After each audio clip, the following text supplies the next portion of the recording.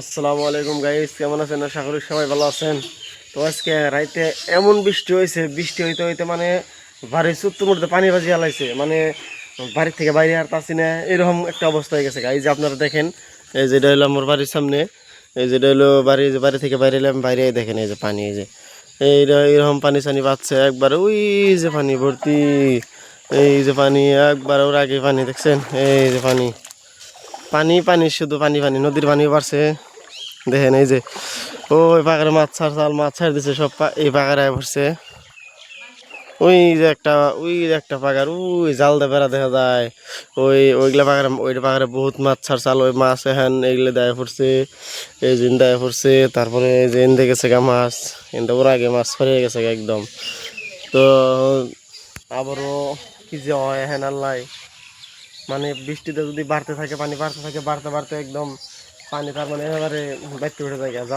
যাওয়ার আগের বার কিবার গেলে পানি একদম বাইতে উঠে গেছে। তো বৃষ্টির পানি, নদীর পানিতে ঢুকা হারে না, আসলে মধ্যে বন্ধ, তখন উপায় নাই, এই অবস্থায় থাকা লাগবো। পরবর্তীতে যদি বান্দা হারিয়াল, যদি বান্দার তৌফিক দেয় ইনশাল্লাহ, তারপরে বান্ধবো, নইলে এমনি থাকা লাগবো। তো সবাই দোয়া করবেন ইনশাল্লাহ। এই যে বাড়ির সামনে দেওয়া অনেক পানি, এই বাড়ির সামনে পানি দেখে টেকে এই যে বাস্তি কান বানিয়েছে, নদীর পাড়ে নিয়ে এলাম।